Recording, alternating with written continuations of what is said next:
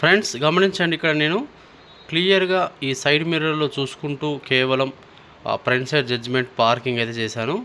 So ప్రతి ఒక్కరూ parking చేసినప్పుడు ఇక్కడ మీ ముందు పెద్ద గోడ ఉన్న దగ్గర ఈ టెక్నిక్ ఉపయోగించండి, మీకు పార్కింగ్ అనేది పర్ఫెక్ట్గా వస్తుంది. ఇక్కడ నేను చెప్పింది ఇది. ఇక్కడ ఫస్ట్ పాయింట్ ఏమో ఈ మిర్రర్కి సమానంగా వచ్చే వరకు వెళ్తే ఒక 4 ఫీట్ల గ్యాప్ అవుతుంది. సో ఇప్పుడు మనకు కింది భాగం ఉంది కదా, కింది భాగం అనేది ఈ మిర్రర్కి 1 ఫీట్ గ్యాప్ పైకి ఇట్లా చూసుకుంటే కరెక్ట్ డిస్టెన్స్లో మనం ఫ్రంట్ సైడ్ ఎంత పెద్ద గోడ ఉన్నా మనం ఈ విధంగా అయితే ఆపుకోవచ్చు. ఓకే ఫ్రెండ్స్, అర్థమైంది కదా క్లియర్గా. ఫ్రెండ్స్, నేను రీసెంట్గా కారు యొక్క ఫ్రంట్ సైడ్ జడ్జ్మెంట్ గురించి అని ఒక వీడియో పెట్టాను. సో చాలా వరకు కామెంట్స్లో అడుగుతున్నది ఏంటంటే, సో ముందు మీరు చూపించింది చిన్న డివైడర్ ఉంది, ముందు పెద్ద గోడ ఉన్నప్పుడు ఎట్లా పార్కింగ్ చేయాలి, మనం పార్కింగ్ చేసినప్పుడు రైట్ సైడ్ కానీ లెఫ్ట్ సైడ్ కానీ కార్లు లేనప్పుడు ఏ విధంగా పార్కింగ్ చేయాలి, ఇలా అనేక రకాలుగా కొంతమందికి అయితే డౌట్స్ ఉన్నాయి. ఆ వీడియో కొంతమందికి అయితే అర్థం కాలేదు. సో ఫ్రెండ్స్, ఈ వీడియోలో మీరందరూ అడిగిన దానికి ఈ వీడియోలో మీకు సమాధానం దొరుకుతుంది. సో వీడియో మాత్రం చాలా జాగ్రత్తగా గమనించండి. ఖచ్చితంగా ప్రతి ఒక్కరు ఫస్ట్ నుంచి లాస్ట్ వరకు చూడండి, మీకు వీడియో మాత్రం చాలా మంచిగా అర్థమవుతుంది. చిన్న టెక్నిక్ ఉంటుంది. మీది ఏ కార్ డ్రైవ్ చేస్తున్నా పర్లేదు, ఆటోమేటిక్ కార్, మాన్యువల్ కార్, చిన్న కార్ అయినా పెద్ద కార్ అయినా సేమ్ టెక్నిక్ పాటించండి. కార్తో సంబంధం లేదు, హైట్ పొట్టిగా పొడుగు ఉన్న సంబంధం లేదు, సేమ్ టెక్నిక్. ఈ టెక్నిక్ ద్వారా మీరు 100% పర్ఫెక్ట్గా ఫ్రంట్ సైడ్ జడ్జ్మెంట్లో పార్కింగ్ చేయొచ్చు. సో ఇప్పుడు నేను పెద్ద గోడ దగ్గరికి వెళ్ళి పార్కింగ్ చేస్తాను. సో జాగ్రత్తగా గమనించండి ఫ్రెండ్స్. ఖచ్చితంగా ప్రతి ఒక్కరు ఈ టిప్ కనుక మీకు నచ్చినట్టయితే ఖచ్చితంగా ప్రతి ఒక్కరు లైక్ చేయండి, షేర్ చేయండి, మన ఛానల్ని సబ్స్క్రైబ్ చేసుకోండి. ఇక లేట్ చేయకుండా మనం వీడియోలోకి వెళ్ళిపోదాం.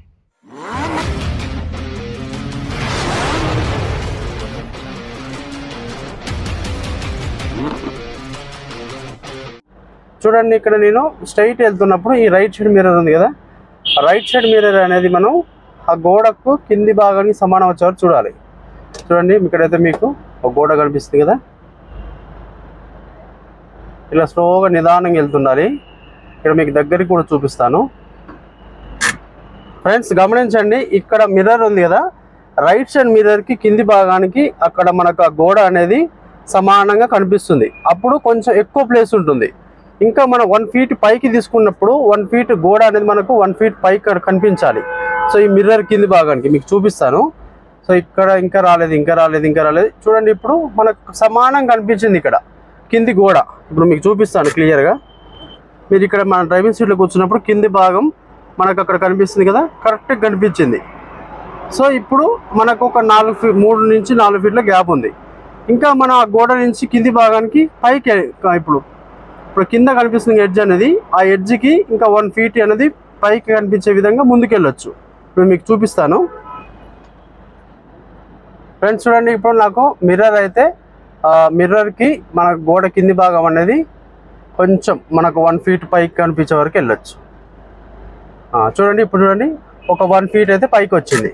సో ఈ విధంగా వెళ్తే మనకు కరెక్ట్గా 100% కరెక్ట్ జడ్జిమెంట్లో మనం అయితే ఫ్రంట్ సైడు ఎంత పెద్ద గోడ ఉన్నా, ఒక డివైడర్ ఉన్నా, ఏది ఉన్నా మనమైతే చాలా క్లారిటీగా అయితే మనమైతే ఫ్రంట్ సైడ్ జడ్జ్మెంట్ తెలుసుకుంటూ పార్క్ చేయొచ్చు.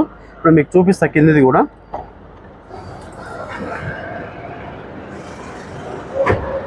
ఇక్కడ నేను చెప్పింది ఇది.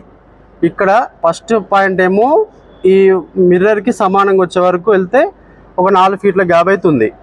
సో ఇప్పుడు మనకు కింది భాగం ఉంది కదా, కింది భాగం అనేది ఈ మిర్రర్కి 1 ఫీట్ గ్యాప్ పైకి ఇట్లా చూసుకుంటే కరెక్ట్ డిస్టెన్స్లో మనం ఫ్రంట్ సైడ్ ఎంత పెద్ద గోడ ఉన్నా మనం ఈ విధంగా అయితే ఆపుకోవచ్చు. ఓకే ఫ్రెండ్స్, అర్థమైంది కదా క్లియర్గా. సో మీకు దీనికి హైట్కు దానికి సంబంధం లేదు, సీట్ అడ్జస్ట్మెంట్ కరెక్ట్గా చేసుకుంటే సరిపోతుంది.